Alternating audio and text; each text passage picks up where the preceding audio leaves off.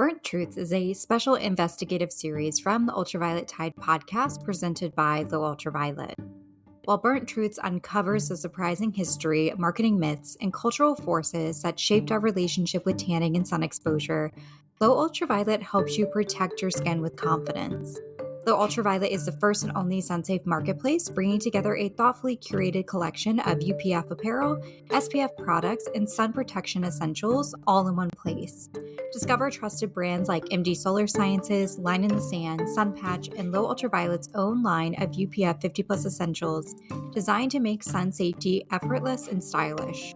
Because knowing the truth about sun damage is only half the story. Having the tools to protect yourself is the other half. Visit Low Ultraviolet and shop smarter sun protection today at lowultraviolet.com. Burnt Truths is a special investigative series from the Ultraviolet Tide podcast presented by Low Ultraviolet. While Burnt Truths uncovers the surprising history, marketing myths, and cultural forces that shaped our relationship with tanning and sun exposure, Low Ultraviolet helps you protect your skin with confidence. Low Ultraviolet is the first and only sun-safe marketplace, bringing together a thoughtfully curated collection of UPF apparel, SPF products, and sun protection essentials all in one place. Discover trusted brands like MD Solar Sciences, Line in the Sand, Sun Patch, and Low Ultraviolet's own line of UPF 50+ essentials designed to make sun safety effortless and stylish. Because knowing the truth about sun damage is only half the story. Having the tools to protect yourself is the other half. Visit Low Ultraviolet and shop smarter sun protection today at lowultraviolet.com. Tanning beds were marked as safe, sexy, and even vitamin D boosting. The truth, in 2009, the International Agency for Research on Cancer classified ultraviolet radiation and indoor tanning devices as Group 1 carcinogens, the highest cancer risk category. You know what else has also been in that category since 1986? Cigarettes. Last episode, we heard from Leah Adams, an ex-tanning bed user turned sun safety advocate, about how tanning became part of her identity. Today, we'll revisit Leah's story to hear what happens when the glow bites back, and then take our exploration of beauty standards into the pageant world, where Mrs. Texas International Dawn Stringer shares how growing up on the stage influenced her perception of beauty standards and tanning culture. Through two deeply personal stories, we'll explore what happens when the pursuit of the perfect glow collides with reality. Because eventually, every tan fades. The question is, what's left behind?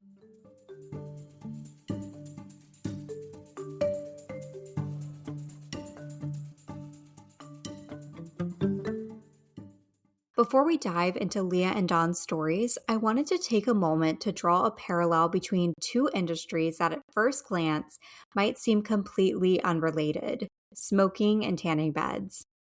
According to a 2017 Stanford University research paper examining the history of the cigarette cancer link, lung cancer was once a very rare disease. That changed when cigarette production became heavily marketed in the early 20th century. Between the 1920s and the mid-1960s, smoking became deeply embedded in American culture. And despite mounting scientific evidence linking smoking to cancer throughout the 1940s and 50s, the tobacco industry worked aggressively to cast doubt on the science and preserve sales. Are we hearing any parallels to what we're seeing present day today when it comes to tanning? Oh my gosh. But back to smoking and tanning. It wasn't until 1986 that tobacco smoke was officially classified as a Group 1 carcinogen. Since then, smoking rates among U.S. adults have decreased by roughly 73% over the past several decades. So now let's consider tanning beds. As we learned in episode 2, German scientist Friedrich Wolf helped commercialize the indoor tanning industry in the mid-1970s with high UVA and UVB sunbeds. These devices weren't marketed as dangerous, actually quite the opposite. They were marketed as a convenient way to achieve a healthy-looking tan, boost confidence, and even improve wellness. But in 2009, 34 years after tanning beds were commercialized, the International Agency for Research on Cancer classified ultraviolet radiation and indoor tanning devices as Group 1 carcinogens, placing them in the same category as tobacco smoke. And yet, despite decades of evidence linking indoor tanning to skin cancer, the behavior hasn't disappeared. Today, an estimated 7.8 million adults in the US still use indoor tanning devices, and roughly 1 in 4 reported tanning 25 or more times in a single year. So, why do people continue to tan when the risks are so well documented? That is the question at the heart of today's episode. Today, we'll hear 2 stories from people who know the repercussions of tanning firsthand. Stories that force us to confront a difficult question: when the tan fades, what's left? And later in the series, we'll return to the similarities between the smoking and tanning industries as we follow the money and explore the truth behind the industry that burned us.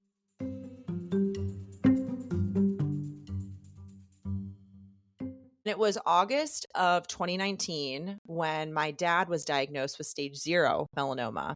My mom spotted a mole on his upper back and encouraged him to go into the dermatologist. Went in, thought it was suspicious, removed it, came back stage 0 melanoma. He was told to do skin checks every 6 months and start to protect his skin. And he was 60. And mind you, I was still actively using tanning beds before that happened with my dad, and even afterwards, because again, I was truly addicted to it. It was part of my daily routine. I'd get up, have coffee, go on a run, go to the tanning bed, get on with my life.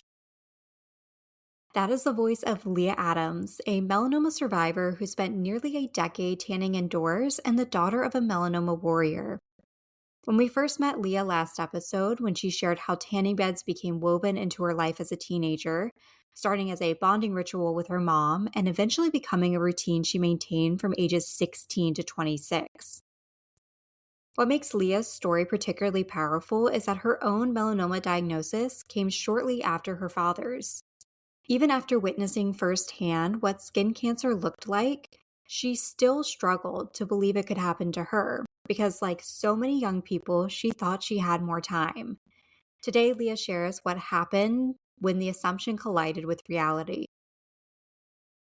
And then about a month after that, my mom noticed a mole on my chest that she said did not look right. It didn't look like my dad's that she caught on his upper back, but mine was really dark. It had uneven edges and borders. It was black, brown, pink, red, just wasn't looking right. My mom said, you just saw what happened with your dad. You should probably maybe lay low with the tanning and get that mole checked out because it just doesn't look right.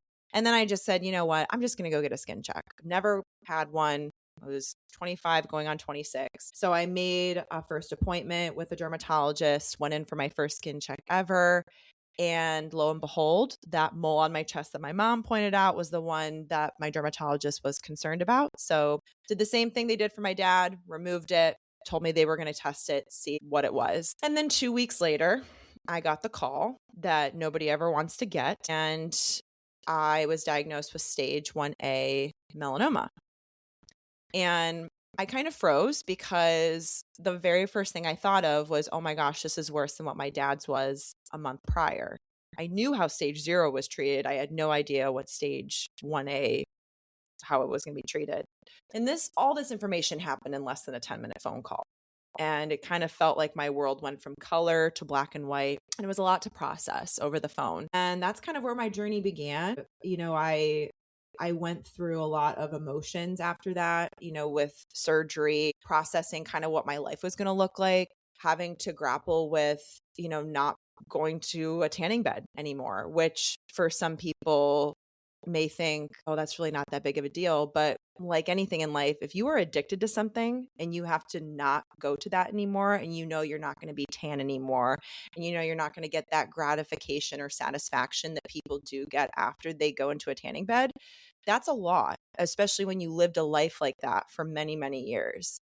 Also, just the fact of your identity shifting as well, going from a very tan individual to a pale individual, that was also a very big shift. Also, a person with major scars on their body. Again, I just turned 26 years old. It was a lot to take on.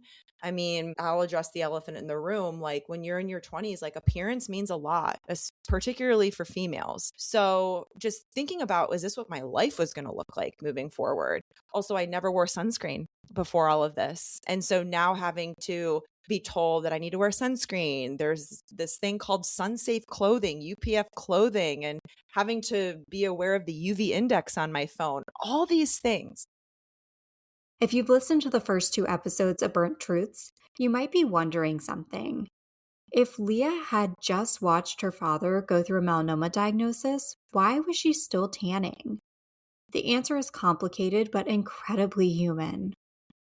One of the biggest misconceptions about skin cancer is that it's an older person's disease. It's easy to look at the statistics, hear the warnings, and still believe that you are invincible. For Leah, melanoma was something that happened to other people. Even after watching her father receive a diagnosis, even after her mom pointed out a suspicious mole, even after years of tanning bed use. Because when you're young, mortality can feel like someone else's problem. But as Leah learned, melanoma does not care how old you are, and sometimes the warning signs are sitting right in front of you. Leah's story isn't unique. Like millions of young women, she grew up in a culture that equated a tan with beauty, confidence, and health. She knew the risks, yet still believed skin cancer was something that happened to other people. Because tanning culture doesn't thrive on ignorance, it thrives on normalcy, and Leah was not alone. For Dawn Stringer, that message was reinforced not just by growing up in a beach town, but by spending years in the pageant world, an appearance-driven space where beauty standards can carry enormous influence. Like Leah, she tanned young. And like Leah, she never expected skin cancer to happen to her. My name is Dawn Stringer. I'm Mrs. Texas International. I'm competing for Mrs. International at the end of July. I'm a melanoma survivor, and I'm also a wife of 9 years and a mom to a 4 and a 2-year-old little boy, both little boys. I spent most of my life out in the sun, and I do think that UV overexposure is really what contributed to my melanoma diagnosis. But I've used my story to help educate other people on misconceptions, early detection, and prevention so no one else has to die from this preventable disease. I first connected with Dawn back in 2024 when she joined me on episode 62 of the Ultraviolet Tide podcast to share her melanoma story. Growing up in sunny Myrtle Beach, South Carolina, most of her childhood and young adulthood revolved around the spotlight through dance, theater, and beauty pageants. When we first spoke, Dawn was using her platform as Mrs. Fort Worth to raise awareness about skin cancer, turning her own diagnosis into a powerful cautionary tale. Today, as Mrs. Texas International, she's continuing that mission on an even bigger scale, using her voice as a melanoma survivor and patient advocate to challenge the beauty standards that once influenced her own choices. And like Leah's story, Dawn's relationship with tanning started young. As a young woman from the age of 14, I was using tanning beds. And even before then, I was laying out in the sun without any sunscreen and burning my skin. This is to no fault of my parents. They always preached to me to wear sunscreen, and I just didn't listen. I wanted to look tan, and naturally, I have a very fair skin tone. So for me, it was just a way I like to look. I still like to look tan.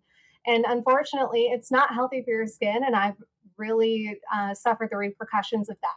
So back then, it wasn't as accessible to do things like self tanner. We had like Jergens Natural Glow, and that was about it. A spray tan was a lot more expensive, and we didn't have things like 2-day delivery Amazon. So there are so many alternatives now to look the way we want to look without damaging our skin. And for me, that's really important because, like I said, I still like the look of a tan, but there's a right way to do it.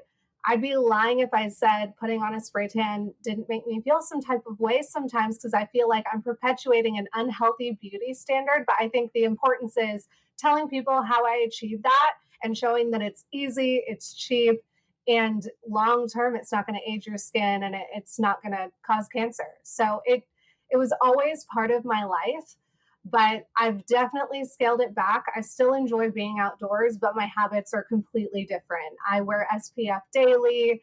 I wear UPF protective clothing, and I seek shade, and I pay attention to the UV index. So it's just a bit of a lifestyle change, but I still enjoy the outdoors just as much as I used to.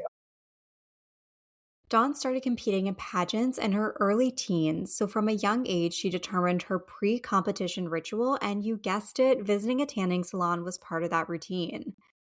Hearing Dawn reflect on her early pageant years made me wonder whether being in an appearance driven environment made it easier to overlook or even normalize the risks of tanning.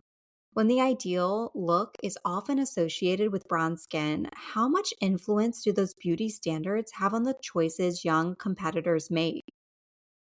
So my first time competing in a pageant, I was a teenager, and I definitely knew that I was hitting the tanning beds before getting on stage. Not only because I thought it made me look better and I wanted to have a tan on stage, I couldn't go on stage without a tan. I thought that it cleared up my skin and it gave me a glow and just made me look better in general. And again, back then, spray tans and self tanners weren't as accessible. So I would have never gotten on stage without going in a tanning bed. I actually have a picture about a week before one of my competitions, and my skin is so incredibly dark. And there is no spray tan on my skin. And it still hurts me to look at that picture, but that's still the reality of a lot of people and what they're doing, especially in beauty spaces like pageantry. But again, there's so many healthy ways to achieve that look without damaging your skin and putting yourself at a much, much higher risk, almost threefold higher risk of melanoma. What struck me the most about Dawn's story wasn't just that she started tanning young, it was how normal it all felt. Between growing up in a beach town and spending time in appearance driven spaces, a tan wasn't viewed as risky. It was just what everyone did. So I asked her whether she ever worried about the health consequences at the time or if those concerns felt way too far away to even matter. I think when we're young in general, we like to think, I'll worry about that when I'm older, or the health repercussions of this. I'll worry about that when I'm older. And my lifestyle is completely different than it was back then with a lot of things, not just tanning. But I definitely had the mentality of, oh, I won't get skin cancer. It's fine. I didn't really have a reason not to think I would get skin cancer, but I didn't. And it was just what everyone was doing. I grew up in a beach town. We were all tan. So it was normal for us. And that's really it. The normalcy of everything was really what damaged me, I think, and a lot of other people as well. According to the Melanoma Research Alliance, melanoma rates in the United States doubled from 1982 to 2011 and have continued to increase, with women under age 49 disproportionately at risk for developing the deadliest form of skin cancer, melanoma. I was diagnosed with melanoma as a brand new mom. I had a 1 year old and a newborn practically the first time I ever had a skin check. And I only had that skin check because I had one spot on my leg that looked a little different than the other spots on my body. I'm very freckly, I'm fair skinned, so it wasn't too much concern. But it changed everything. The week later, when my dermatologist called and said it was melanoma, I didn't know a lot about it, but I knew that was the word that you didn't want to hear. And so, as a new mom, I was looking at these little babies, wondering if I would see their first birthday. And that changed my entire world. And now I still like to achieve the look that I like. I take pride in the way I look, and I think that's okay. I think that's something that makes us well rounded women and well rounded individuals. But again, doing that in a healthy way that's good for us is really what's important. Does my spray tan look as good as it would if I were laying outside every day getting a natural skin tan? Maybe not, but that's okay. And that's something that I've chosen to be okay with. I would much rather be here for my family than have the perfect tan. And also, when we want to talk about beauty standards, something I always say to individuals when I talk about my story is sunscreen is probably the cheapest anti aging treatment that you could ever get. So if you can't afford Botox, get some SPF because it is the best anti aging treatment for your life. One thing I admire about Dawn is that she didn't walk away from the pageant world after her melanoma diagnosis. Instead, she chose to show up differently. At first glance, pageantry and skin cancer advocacy might seem like an unlikely pairing. But for Dawn, those worlds weren't at odds with one another. In fact, she saw an opportunity to use the very platform that once influenced her beauty standards to help reshape them. Today, as Mrs. Texas International, she's using her platform to challenge misconceptions about tanning, promote healthier beauty standards, and encourage people to be proactive about their skin health. So I asked her what it's been like to bring a message about skin cancer awareness and sun safety into a space where appearance undeniably matters. Competed for Mrs. Texas International, already being an advocate for skin cancer awareness, melanoma, and promoting healthy beauty standards and healthy ways to achieve those beauty standards. Because I'd be lying if I were standing in front of you and said appearance wasn't important to me because I'm competing in a pageant. So I'm not ignorant to that. But it's really been an incredible stage to amplify my message and to reach people that I wouldn't have been invited to the rooms of otherwise. And reaching other women who are of all ages, between teenagers and middle aged people and beyond, I've been able to share my story, talk to them about misconceptions with sunscreens and skin cancers that they didn't know before, and be more proactive about their health in general. So I've been able to reach thousands and thousands of people. In terms of digital media, my footprint has reached the millions, which is so exciting. So this title has only given me the opportunity to amplify that message because it's something I'm going to do my entire life with or without a crown on my head. And I'm really grateful for the opportunity to represent my home state of Texas while doing that. As we talk about throughout the series, the science around UV exposure and skin cancer isn't new, but knowing the risks and accepting them are two very different things. So, as someone who's using her platform to educate others about sun safety and skin cancer prevention, I was curious if she found that people are receptive to the message, or if she sometimes finds herself having to push back against misconceptions and misinformation that makes these conversations more challenging. I will say this message has become a little difficult to address with a lot of misconceptions being perpetuated across all platforms. I've seen, sunscreen is the cause of cancer, not UV overexposure and things like that that are really being perpetuated. And even my husband has sent me things and I've had to set him straight like, hey, this is the stuff I'm fighting against. So it is difficult. And I think it's okay to have those hard discussions. And I'm willing to have those hard discussions and say, look, respectfully, from the evidence I've seen and the scientific research that I've found, I respectfully disagree. And this is why. And, if you find another way to protect your skin with an all mineral product, I think that that's great. So I think meeting people where they're at really helps with those difficult conversations because there are ways to meet people there, respectfully disagree, and go your separate ways while still showing them an alternative that could be beneficial to them in the future. It's also a little more difficult speaking with younger women because they think that this is an older person's disease, and it's not. Women under 30 are being diagnosed at higher rates than there were in the 80s. So it's very relevant and it's our problem. And that's just something that people don't know until they know. So I take it as my job to tell them about. Dawn's story is ultimately one about second chances.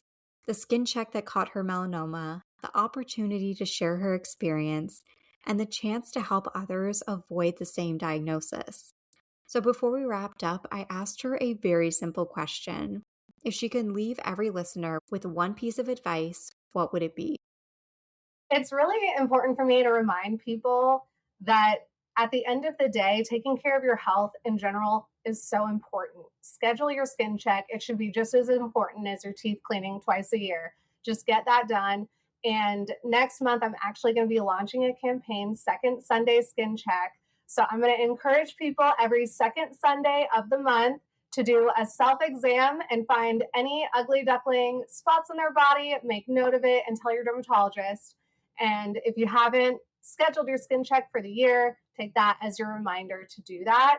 And again, I am happy to meet people where they are. We're not perfect. Sometimes I'm outside a little too long and I didn't put sunscreen on my arms, but it's about consistency. If you can just create one better habit this month, that's a step in the right direction. And I always say, if I can get one person every time I speak at an event to just schedule their skin check, I take that as a win. Then their dermatologist can do the heavy lifting and tell them what to do and what not to do.